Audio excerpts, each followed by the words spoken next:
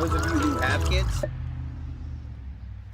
and they get into your tool shed, you're going to find things like this where they miss. And I did some of those too. I probably did the majority of them. And they run it into the ground. So I got a real big nick right here.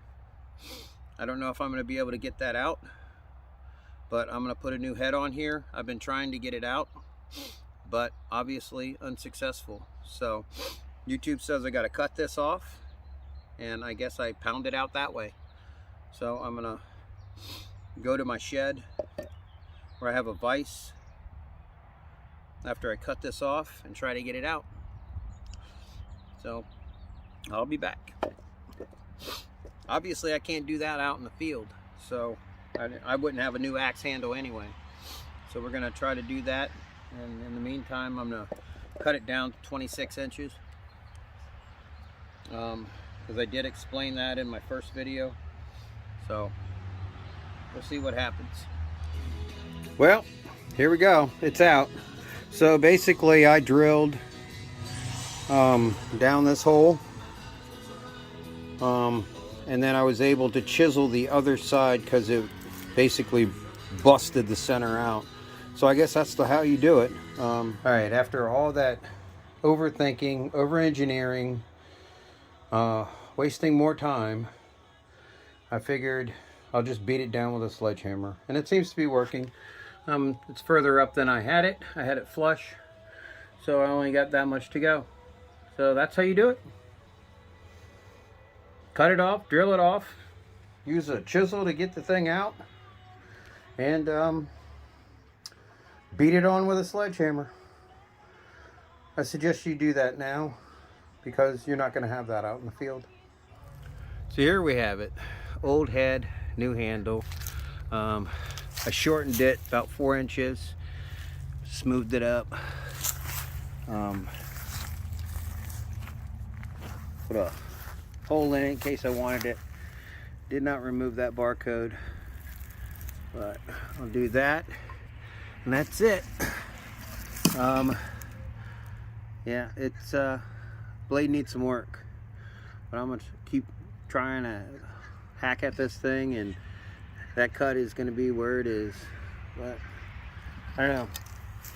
We'll see how it works. Get back to you. So hit it with a file a little bit after the grinder, and did this. One swipe after the first one I had to hammer it through. So I tried everything to get it off. My axe got stuck, so I had to hammer it through.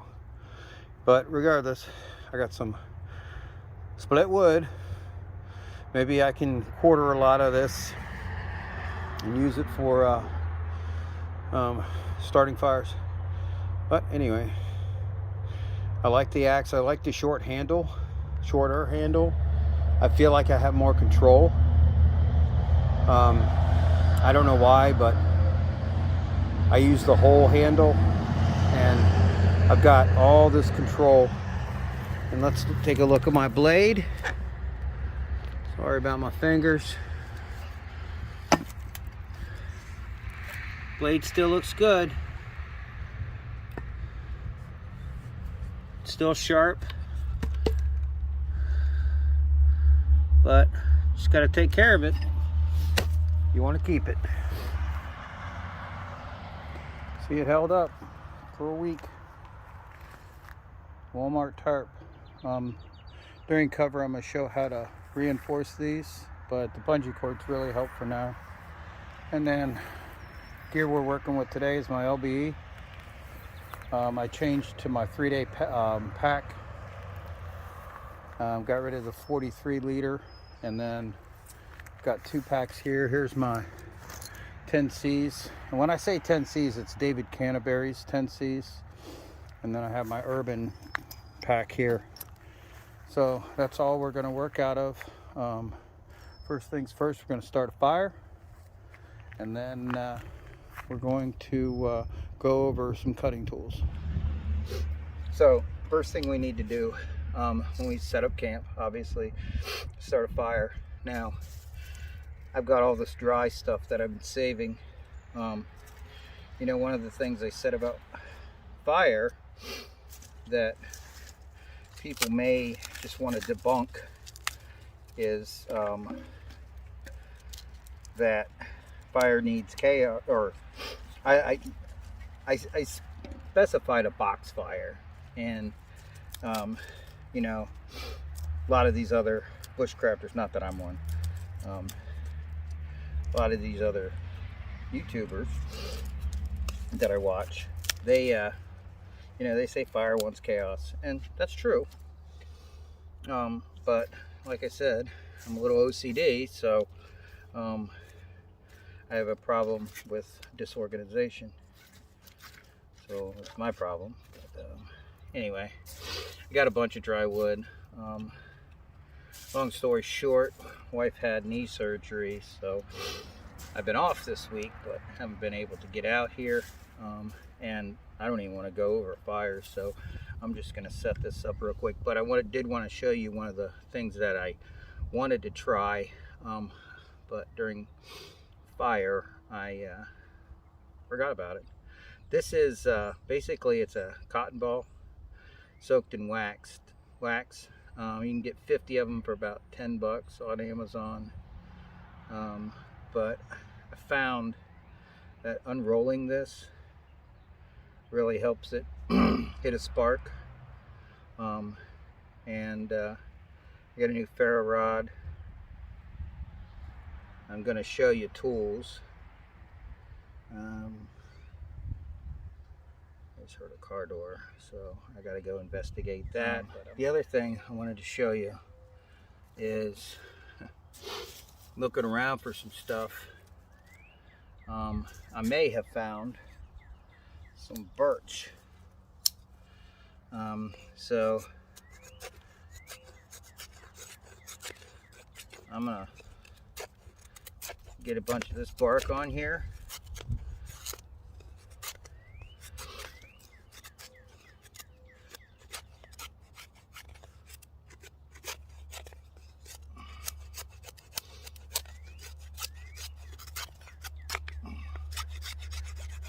You know, normally you have flat pieces that you can peel the fibers and shake them up. Similarly, what you could do with leaves, which I'm gonna go grab some of them. If this one works, we're just gonna carry this. I mean, it's you could carry this in your wallet. There we go.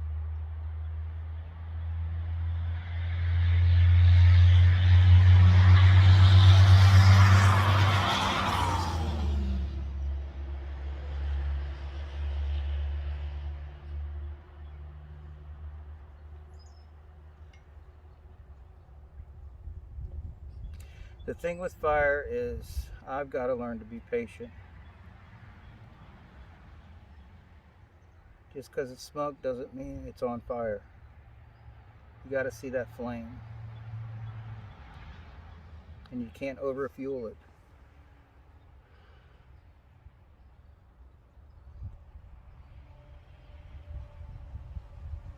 I mean, I'm seeing smoke but no flame.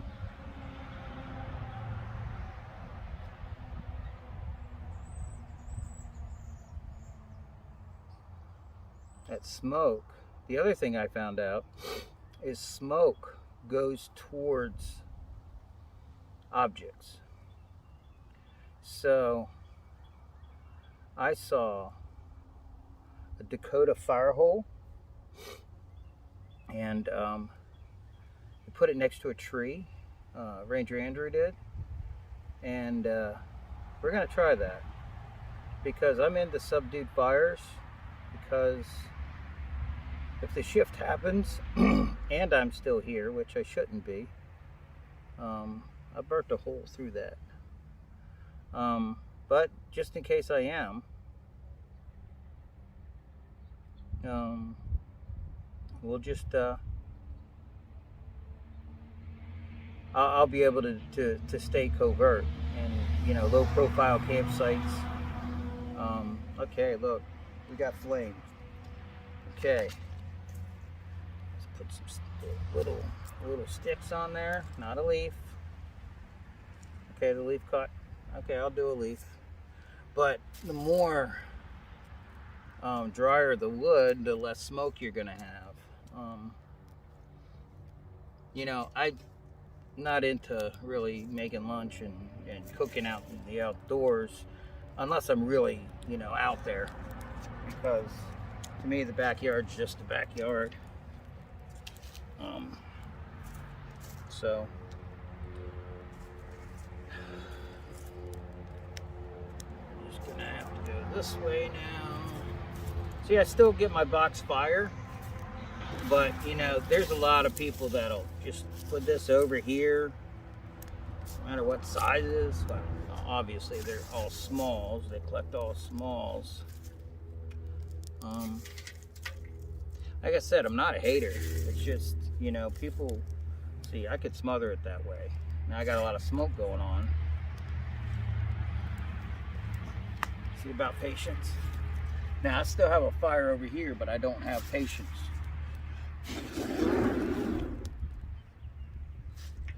And in my LBE, I have this little straw because this is the first time I grew a beard, and this is the first longest I've ever grown a beard. So anyway, I'm going to try to get some coals on here. Ooh. That's why I normally wear a hat, but I just don't want to singe my beard. I like it.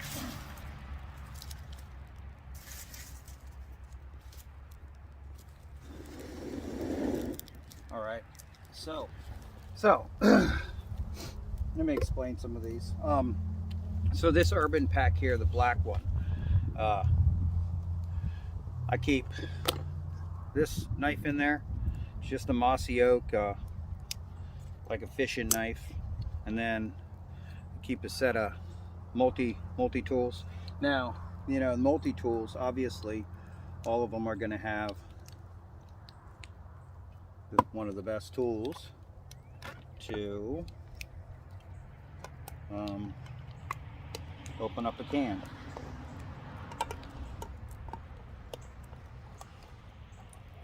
So obviously, I haven't done this in a while, but it's real easy to open up a can, you know.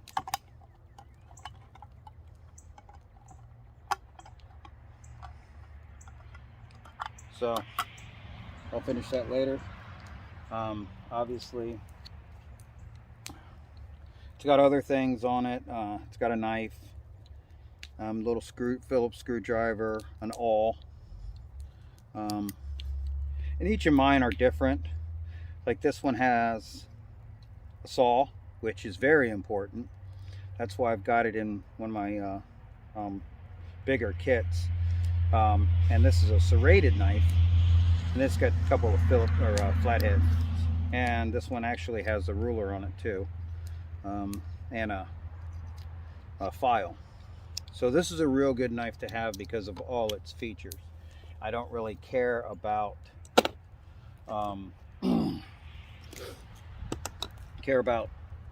name brands or anything like that. That's probably a mossy oak too. This is like a multi-tool off of Amazon, 20 bucks. Same features. You know, this has got a file. Oh, and this one, this thing locked. So I got to figure out how to unlock that. That's actually pretty cool. So anyway, the other things, it's got a regular knife and it's got a saw. Okay, Phillips head, flathead. So this has got every one you need too. It's very interesting. There was something I had to hit. I can't remember what it was. Anyway, and then this one, and this one's in my small kit. If you look over a little bit, this one's in my small kit here. So, this knife, serrated. A lot of my knives are serrated down here. You know, some people don't like that. I don't really care. This is a Ferro Rod that I've used. I have successfully lit a fire with this. Always, and the other thing is, little canisters like this, I mean, you prefer metal like Altoids, but these can carry things like this, you know, and it'll keep them semi-dry. The other thing I have in the big pack is a throwing hatchet. It's more for defense rather than cutting anything. Again, with my Tomahawk, same thing. This pack, if I have this pack out, there's problems. It's also got a bulletproof vest in it and some other things. Basically all the 10Cs that any other pack would have. Yeah. So over here, I'm gonna put these down. Over here, I have this pack, which is my 3-day pack. I keep this full shank knife for full tilt. I keep that in here. I leave the Ranger cord on there, or the 550 cord on there. And it also has a magnesium slash ferro rod. So that's a good one I like to keep with me every day. This is my everyday carry. Even though it's a 3-day pack, I carry it with my LBE. I keep this knife in here. It's a Air Force knife, just regular, again, serrated here. Hey, it does the trick and it works. This knife is either on me or in my bag somewhere. It had a Marine symbol on it. Don't tread on me. You know, it's pretty much the same, serrated, but it doesn't bother me. I mean, this is a cheap saw I got from Walmart. Again, I always keep trying to throw these things in here in case I need to put something together. So this is just a Fisker's regular hatchet, and it seems to do the work for me. Now, axes, you saw the struggles with me trying to get this thing on, and I did cut it down to 24 inches. So rather than, and I'm going to do some examples later on, but rather than carry this large axe, I could carry this and I could put it down in between, you know, some of my carriers there, actually the other way, and I can carry that if I have to. This pack is, right now, it's 18 pounds with no water. So I think with water it's going to be about 20. This LBE's probably easily 12 pounds. So let's get to that one now. With my LBE, I have you see some of these are open. This is my tool side. So I have my multi-tool in here. It's a Gerber US. I carried this through every place I went through in the military. So it's got more miles than a lot of my luggage. It's got a knife, can opener, flat blade, and then it's got a saw, another little knife, flat blade Phillips. Now, one thing this doesn't have the reason I carry another tool is it doesn't have a file. But I also carry this tool. I've got extra blades for this. I've got a little mini saw here, and I've got this knife. So if I lose one, I have another. And it's not that much weight in my LBE that it really makes that big of a difference, because I just throw them in here, zip them up, and forget about them. I mean, that's where my ammo pouches used to go, but I don't carry ammo pouches anymore, obviously.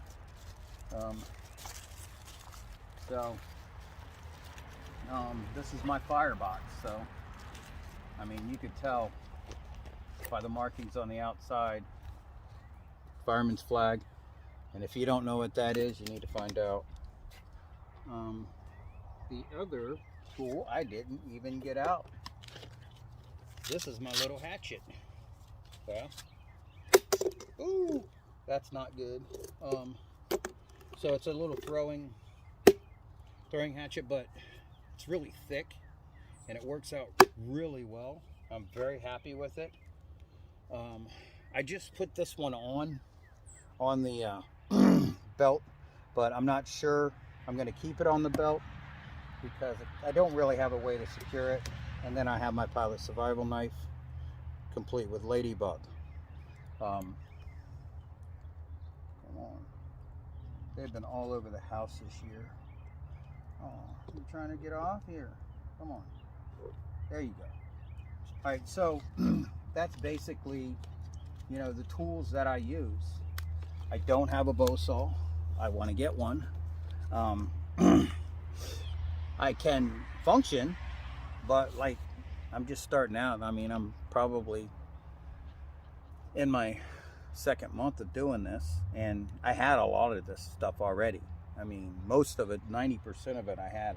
You know, I just bought a few things here and there when I get paid, you know. So that's how you, if that's how you need to work it, that's how you need to work it. But I have, you know, everything I need in these packs, these two together, 10Cs from David Canterbury's, you know, the Pathfinder school. You know, would I go to it? You know, maybe. Could I get through I could probably get through all of them, but I'm older. I'd rather show you what I learned from Corporal Kelly and Ranger Andrew and some others, and show you that I could do it, so you could do it.